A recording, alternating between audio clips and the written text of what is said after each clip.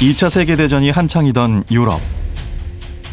독일은 막강한 전차군단을 앞세워 수많은 전투에서 승리하였습니다. 독일과 동맹을 맺었던 일본도 태평양 전쟁을 중심으로 진주만 공습 등 미국을 위협하며 맹공을 이어갔습니다. 하지만 전쟁의 최종 결과는 우리 모두가 알고 있듯이 독일과 일본의 패배였습니다. 이것은 두 나라가 전술적으로는 승리했으나 전략적으로는 패배했다는 것을 의미합니다. 그리고 독일과 일본의 패배는 우리에게 전투에서는 이기고 전쟁에서는 질 수 있다는 교훈을 남겨주었습니다. 이런 사례는 우리의 일상에서도 나타납니다. 부모가 자녀의 모든 것을 대신하고 오로지 과외를 통해 점수 경쟁만 가르치게 되면 좋은 대학, 좋은 직장은 갈 수 있습니다. 입시와 취업이라는 전투에서는 이긴 것이죠. 하지만 이렇게 자란 아이는 자기중심적으로 성장하게 되며 창의성과 사회성, 그리고 스스로 문제를 해결하는 능력이 부족해 사회생활을 잘 하지 못한다면 자녀의 일생을 두고 볼 때 결국 전쟁에서 진 것이나 다름없습니다.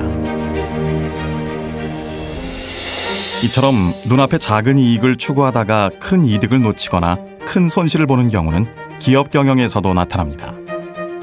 제품의 성분 함량을 속이거나 몰래 품질을 떨어뜨려 초과 이윤을 획득하다가 그 사실을 소비자들이 알게 되면서 신뢰성은 무너지고 기업이 문을 닫는 경우를 우리는 뉴스를 통해 보게 됩니다.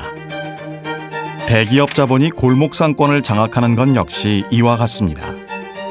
자본의 절대 우위를 가지고 서민들의 푼돈까지 다 긁어간다면 분명 전투에는 승리한 것입니다. 하지만 이는 실업자와 빈곤층 증가, 서민들의 구매력 하락으로 이어질 뿐만 아니라 국민들의 반기업 정서가 높아져 결국 전쟁에서 패배하는 결과를 가져오게 됩니다. 이를 방지하기 위해서는 리더와 관리자의 역할을 명확히 이해해야 합니다. 리더는 리더십을 발휘하는 사람이고 관리자는 관리를 하는 사람입니다. 리더십의 아버지로 불리는 워렌 베니스 교수는 리더십은 어떤 일을 하는 것이 옳은가를 결정하는 것이고 관리는 결정된 일을 효율적으로 하는 것이라고 이야기합니다. 전쟁론을 쓴 독일의 군사사상가 클라우제비츠는 전쟁을 정치의 연장이라고 이야기합니다. 따라서 특정한 시간, 장소에서 벌어지는 개별적인 전투는 전술적인 관리로 충분하지만 군사력뿐만 아니라 정치, 경제, 사회, 문화 등 국가의 총체적인 역량이 동원돼 수행되는 전쟁은 전략적인 리더십이 필요한 것입니다.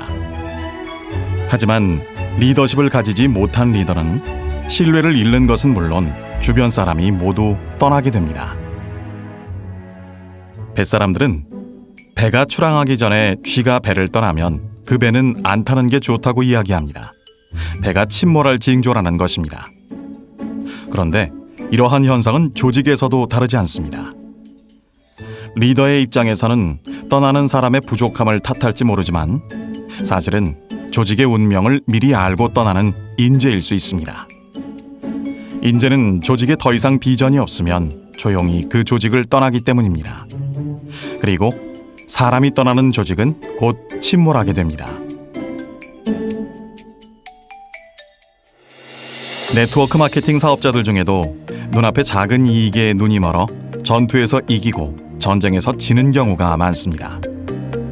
온갖 편법과 꼼수를 동원한 잠깐의 성공은 전투에서 이긴 것이라 할 수 있습니다.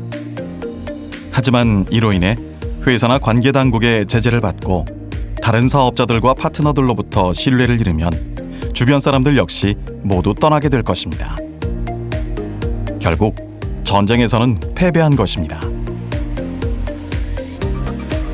단기적 이익 추구가 전투라면 장기적 이익 추구는 전쟁입니다. 그리고 전쟁의 승리는 바로 여러분의 리더십에 달려 있습니다.